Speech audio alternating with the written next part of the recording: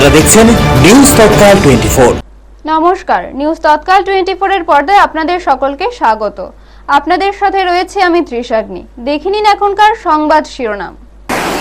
সোনামুড়ায় বৈশাখী মেলায় নেশাখোরদের দৌরাত্ম্য, প্রশ্নের মুখে প্রশাসন। এডিসি ফলাফলের পর সন্ত্রাসে সাবরুমের ক্ষতিগ্রস্ত এলাকা পরিদর্শনে মন্ত্রী প্রাণজিৎ সিংহ রায়।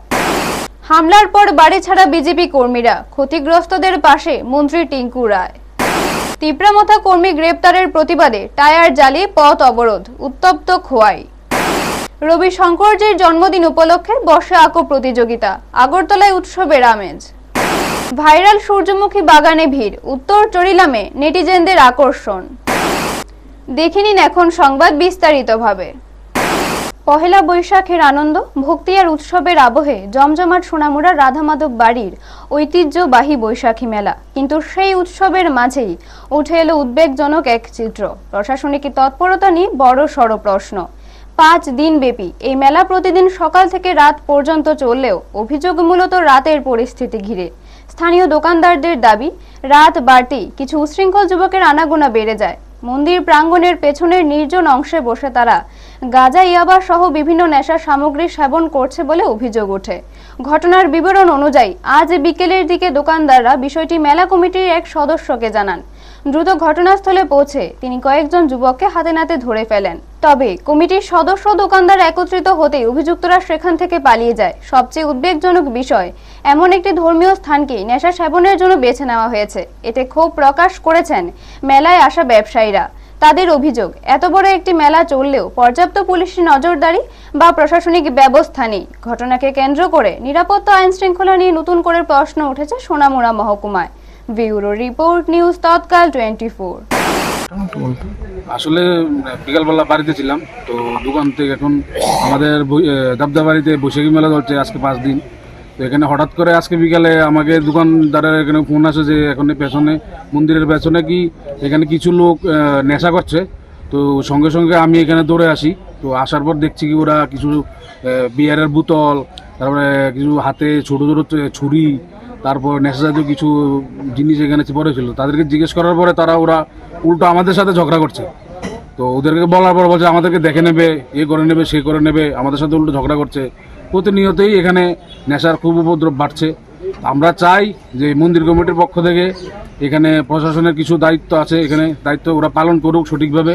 আমার মনে হয় না প্রশাসন সঠিকভাবে পালন করছে। মন্দির কমিটির পক্ষ থেকে আমরা এটাই চাই যে নেশা জাতীয় জিনিস যাতে বন্ধ হয়। আর মন্দির কমিটি মন্দিরের মধ্যে বিশেষ করে যারা নেশা করছে তাদেরকে অতি সত্বর কিছু পদক্ষেপ নেক প্রশাসন, এটাই আমাদের বক্তব্য। নির্বাচনের ফল প্রকাশের পর যখন সাধারণত উৎসবের আবহ তৈরি হয়, ঠিক সেই সময়ই রাজ্যের বিভিন্ন প্রান্ত থেকে উঠে আসছে অশান্তির খবর। এডিসি নির্বাচনের ফলাফল ঘিরে ছড়িয়ে পড়া উত্তেজনা যেন অনেক এলাকায় আতঙ্কের রূপ নিয়েছে। অভিযোগ, তিপ্রামথা আশ্রিত কিছু কর্মী বিজেপির একাধিক কার্যকর্তার বাড়িঘর ও দলীয় কার্যালয়ে হামলা চালিয়ে ভাঙচুর ও অগ্নিসংযোগ করেছে। এই ঘটনায় ক্ষতিগ্রস্ত পরিবারগুলোর মধ্যে চরম উদ্বেগ ও আতঙ্কের পরিবেশ তৈরি হয়েছে। এই পরিস্থিতির প্রেক্ষিতে রবিবার দক্ষিণ জেলার 39 মনু ও 40 সাবরুম বিধানসভার অন্তর্গত কালীবাজার, চাতকছড়ি ও চালিতা বঙ্কুল এলাকায় পরিদর্শনে যান রাজ্যের মন্ত্রী প্রাণজিৎ সিংহ রায়। তিনি ক্ষতিগ্রস্ত বিজেপি কার্যকর্তাদের বাড়িঘর ও দলীয় কার্যালয় ঘুরে দেখেন এবং তাদের সঙ্গে কথা বলে পুরো ঘটনার খোঁজ খবর নেন। পাশাপাশি ক্ষতিগ্রস্ত পরিবারগুলোর পাশে থাকার আশ্বাসও দেন। পরিদর্শনের সময় মন্ত্রীর সঙ্গে স্থানীয় বিজেপি নেতৃত্ব ও কর্মীরাও উপস্থিত ছিলেন। তাদের অভিযোগ, নির্বাচনের ফল ঘোষণার পর পরিকল্পিতভাবে বিজেপি কর্মীদের লক্ষ্য করেই হামলা চালানো হয়েছে। বিভিন্ন এলাকায় অগ্নিসংযোগের ঘটনায় বহু পরিবারের বড়সড় ক্ষয়ক্ষতি হয়েছে বলেও জানা গেছে। এই সময় সাংবাদিকদের মুখোমুখি হয়ে মন্ত্রী প্রাণজিৎ সিংহ রায় বলেন, এই ধরনের সহিংসতা গণতন্ত্রের পক্ষে অত্যন্ত নিন্দনীয়। রাজনৈতিক মতভেদ থাকতেই পারে, তবে হিংসা কোনোভাবেই গ্রহণযোগ্য নয় বলেও তিনি মন্তব্য করেন। তিনি আরও জানান, মথা সুপ্রিমো প্রদ্যুৎ কিশোর দেববর্মনের প্রতি তার আহ্বান, দলীয় কর্মীদের শান্ত থাকার নির্দেশ দিয়ে এলাকার শান্তি বজায় রাখতে সহযোগিতা করা হোক। পাশাপাশি প্রশাসনের কাছেও বিষয়টি গুরুত্ব দিয়ে দেখার আবেদন জানান তিনি। সবশেষে মন্ত্রী আশ্বাস দেন, ক্ষতিগ্রস্ত পরিবারগুলোর পাশে সরকার ও দল সবসময় থাকবে এবং ভবিষ্যতে যেন এমন ঘটনা না ঘটে সেদিকেও নজর রাখা হবে। ব্যুরো রিপোর্ট, নিউজ তৎকাল 24। আমার সঙ্গে আমার বিধায়ক আছেন, আমার ডিস্ট্রিক্ট প্রেসিডেন্ট আছেন, আমার সভাধিপতি আছেন, আমার বিধায়ক আছেন, বর্তমান ক্যান্ডিডেট যিনি জয়লাভ করেছেন এমডিসি হয়েছেন উনি আছেন, এছাড়া বহু নেতৃত্বরা আমার সঙ্গে আছেন, বুথ প্রেসিডেন্ট মনোনয়ন থেকে আছে। তো এই সব লোক দেখছি, মানুষ দেখছে। তো এখানে তো কি বলেছে সেটা আমার জানার কথা নয়। রাজ্যের মধ্যে পরিষ্কার মানে মুখ্যমন্ত্রীর কাছে এটা টোটাল রিপোর্ট আছে এবং মুখ্যমন্ত্রী সমস্ত মন্ত্রীদেরকে সমস্ত যে জায়গাতে মানুষের উপর অত্যাচার হচ্ছে, যেখানে সাধারণ নিরীহ মানুষ, নিরীহ জনজাতি মানুষের উপর আক্রমণ হচ্ছে, সেই জায়গাতে প্রত্যেকটি মন্ত্রীদেরকে দায়িত্ব দেওয়া হয়েছে। আমার দায়িত্ব দক্ষিণ ত্রিপুরা, আমার দায়িত্ব গোমতী জেলা। এখানে আমি দক্ষিণ ত্রিপুরা এই সমস্ত আমার নেতৃত্বের সঙ্গে ঘুরে আমরা শেষ করেছি এখন আপাতত। এখন এর মধ্যে আমরা চলে যাব গোমতীতে। প্রশ্ন হচ্ছে কে কী বলেছে সেটা না, ফিজিক্যাল কী হয়েছে। পুলিশের রিপোর্ট পুলিশের মতো দিয়েছে, সেটা ওদের ব্যাপার, কেন দিয়েছে কেন না এটা পরের প্রশ্ন আছে। যত কটা অত্যাচার, যত কটা ভাঙচুর হচ্ছে, পরিষ্কার একটা কথা স্টেট বলে যাচ্ছি, আমাদের সমর্থকরা, কার্যকর্তা একটা হিংসার সঙ্গে জড়াচ্ছে না, মার খাচ্ছে, মুখ বুঝে সহ্য করছে, ঠিক আছে। কিন্তু এখন একটা সময় আসে না, যে করতে যখন পিঠ যখন দেয়ালে ঠেকে যায় তখন সেখানে তাদের রিয়াকশন, সেটা হলে তো কিছু করার থাকবে না। রাত পেরিয়েছে কিন্তু থামিনি কান্না। ভাঙা ঘর, ছড়িয়ে ছিটিয়ে থাকা আসবাবপত্র আর অনিশ্চয়তার মাঝে দিন কাটাচ্ছেন বাড়ি ছাড়া বিজেপি কর্মীরা।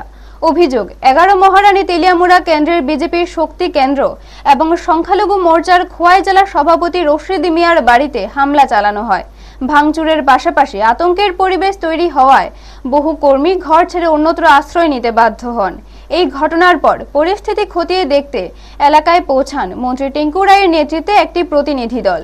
তারা ক্ষতিগ্রস্ত রশিদ মিয়ার বাড়ি পরিদর্শন করেন এবং পরিবারের সঙ্গে কথা বলে ঘটনার বিস্তারিত জানেন। এরপর প্রতিনিধি দলটি তেলিয়ামুড়া থানার অন্তর্গত জারুইলং গেস্ট হাউসে যায়, যেখানে বর্তমানে আশ্রয় নিয়েছেন বহু বিজেপি কর্মী। সেখানে গিয়ে মন্ত্রী তাদের সঙ্গে কথা বলেন এবং পরিস্থিতি সম্পর্কে খোঁজ খবর নেন। ক্ষতিগ্রস্তদের অভিযোগ, হামলার পর থেকে এলাকার নিরাপত্তাহীনতা বেড়েছে এবং এখনো আতঙ্ক কাটেনি। অনেকে বাড়ি ফিরতে সাহস পাচ্ছে না। মন্ত্রী টিঙ্কু রায় আশ্বাস দেন, প্রশাসনের সঙ্গে কথা বলে দ্রুত পরিস্থিতি স্বাভাবিক করার চেষ্টা করা হবে এবং ক্ষতিগ্রস্তদের পাশে সরকার ও দল থাকবে। ব্যুরো রিপোর্ট, নিউজ তৎকাল 24। গোটা রাজ্যের সঙ্গে আমাদের কৃষ্ণপুর বিধানসভা তার কোনো ব্যতিক্রমী নয়। এখানেও ভাঙচুর হয়েছে, এখানেও মানুষের বাড়িঘর সহ পার্টি অফিস ভাঙচুর করা হয়েছে। আমরা দেখুন গতকালকেও যেখানে যেখানে গিয়েছি, রামচন্দ্রঘাট, আসারামবাড়ি, তেলিয়ামুড়া, বিভিন্ন এলাকা কালকেও পরিদর্শনে গিয়েছেন, আজকেও এখানে এসেছি কৃষ্ণপুরে। তো কৃষ্ণপুর দেখুন, এটা ভারতীয় জনতা পার্টির শক্তি কেন্দ্র কার্যালয়। এই কার্যালয়টা ভাঙচুর করা হয়েছে, দরজা জানলা সহ বিভিন্ন যেগুলো আসবাবপত্র ছিল সমস্ত কিছু জ্বালিয়ে দেওয়া হয়েছে। দেখুন, এটা কোনো রাজনীতি হতে পারে না, রাজনীতি হতে পারে। আমরা অনেকগুলো নির্বাচন জয়ী হয়েছি। 2018 সালে আমরাও জিতেছি, আমরা পঞ্চায়েত জিতেছি, পঞ্চায়েত সমিতি, জেলা পরিষদ আমরা জিতেছি, লোকসভাতে আমরা জিতেছি। তো এরকম অনেক নির্বাচন হয় গোটা দেশের সঙ্গে। আমাদের রাজ্যেও আমরা জয়ী হচ্ছি, অন্য জায়গায় জয়ী হচ্ছি। কিন্তু জয়ী হলে আমাদের অপোজিশনে যারা থাকবে তাদের অফিস জ্বালিয়ে দিতে হবে, এটা কোন রাজনীতি? দেখুন, এই যে অপসংস্কৃতি, এই যে রাজনীতিটা, এটা বন্ধ হওয়া চাই। গতকালকে মাননীয় প্রদ্যুৎ কিশোর বাবুর সঙ্গেও কথা হয়েছে, ওনাকেও আমি রিকোয়েস্ট করেছি যে এগুলো যেন বন্ধ হয়। আমাদের বিভিন্ন সাধারণ মানুষ, গরিব মানুষ, তাদের বাড়িঘর ভাঙচুর করা হয়েছে, এখানে আমরা দেখছি। তো যারা ভাঙচুর করার পরে বিভিন্ন ক্যাম্পে আছে, এগুলো খুব তাড়াতাড়ি বন্ধ হওয়া চাই। জনজাতিদের সবচেয়ে বড় উৎসব 21 তারিখে বিজু উৎসব, গড়িয়া পুজো আপনারা জানেন রয়েছে। এই দিনগুলোতে যদি মানুষ ফিরে না বাড়িতে যেতে পারে, সেটা কোনো শোভনীয় নয়। আমরা যারা রাজনীতি করি, দেখুন এই রাজনীতিতে হার জিত থাকবে, একটা দল ক্ষমতায় আসবে, একটা অপোজিশনে থাকবে, এটাই সাধারণভাবে নিয়মেই গণতন্ত্রের। কিন্তু এর মানে এই নয় সাধারণ মানুষগুলো তাদের বাড়িঘর ভাঙচুর করা হবে, তারা তাদের অনুষ্ঠান ফেস্টিভ্যালেও বাড়িতে যেতে পারবে না, এটা নিন্দনীয়। গ্রেফতারের প্রতিবাদে রাস্তায় নামলো ক্ষোভ। টায়ার জ্বালিয়ে পথ অবরোধে উত্তপ্ত হয়ে উঠল খোয়াই জেলার একাধিক গুরুত্বপূর্ণ সড়ক, যার জেরে সাধারণ মানুষের যাতায়াতেও ব্যাপক প্রভাব পড়ে। জানা গেছে, বিজেপি কর্মীদের উপর হামলার অভিযোগে 6 থেকে 7 জন তীব্রমথা কর্মী গ্রেফতার হওয়ায় প্রতিবাদে খোয়াই কমলপুর সড়কের বেহালাবাড়ি এবং খোয়াই আগরতলা সড়কের বেলফাং এলাকায় পথ অবরোধ শুরু করেন তীব্রমথা সমর্থিতরা।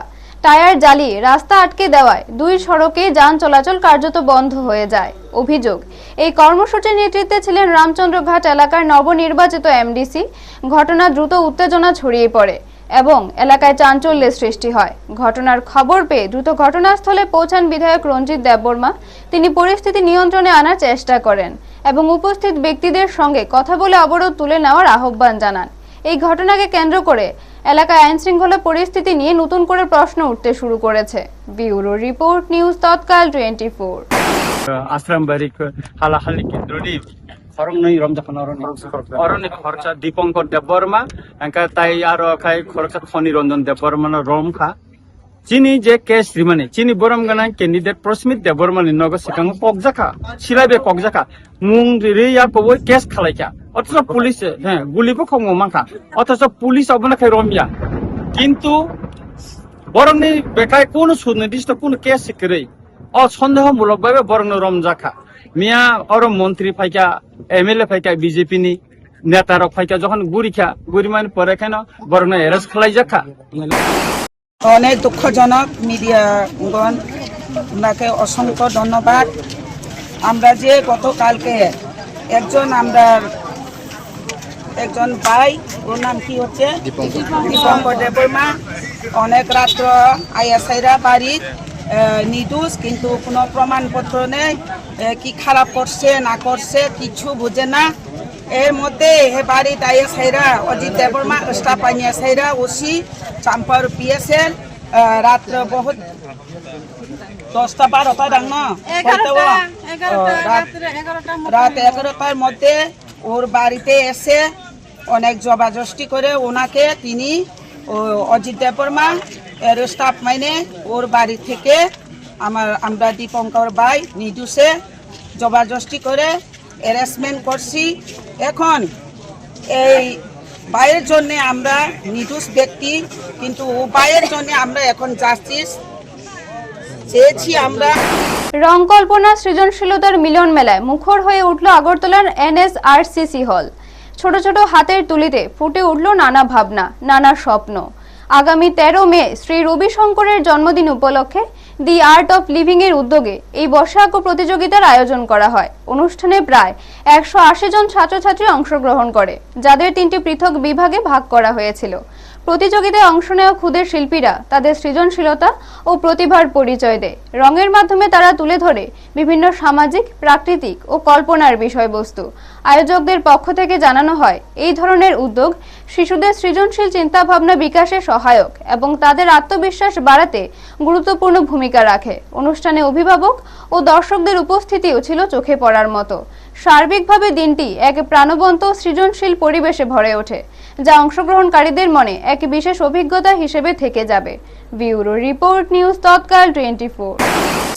আমি আমাদের আজকে শ্রী শ্রী রবিশঙ্করজির 70তম জন্মশতবার্ষিকী উপলক্ষে আমরা একটা বসে আঁকো প্রতিযোগিতার আয়োজন করেছি।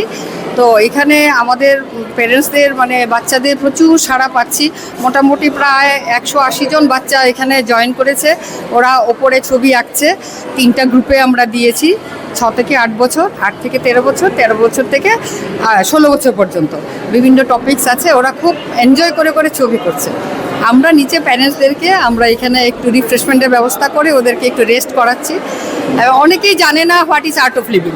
তো আর্ট অফ লিভিং কি, আর্ট অফ লিভিংয়ের কাজ কি, কেন আমরা এই সামাজিক সংস্থাটা দিয়ে কাজ করছি, এটা আমাদের ওদের প্রত্যেককে জানানো আমাদের ডিউটি, দরকার। আজকালকার দিনে বাচ্চাদের অনেক রকম প্রবলেম হচ্ছে, গার্জিয়ানরা বাচ্চাদেরকে নিয়ে একদম পাগল একদম। ওরা মোবাইল এডিক্টেড, ওরা পড়াশোনায় মন নেই, ওরা খুব অ্যাংজাইটি ফিল করে, এক্সাম ফিয়ার আছে ওদের, সব কিছু। তো প্যারেন্টসরা শুধু টিচারের বাড়ি দৌড়ায়। টিচারের বাড়ি দৌড়ানোটা মেইন কাজ নয়, ওদের মনটাকে শান্ত করতে হবে, ঠান্ডা করতে হবে।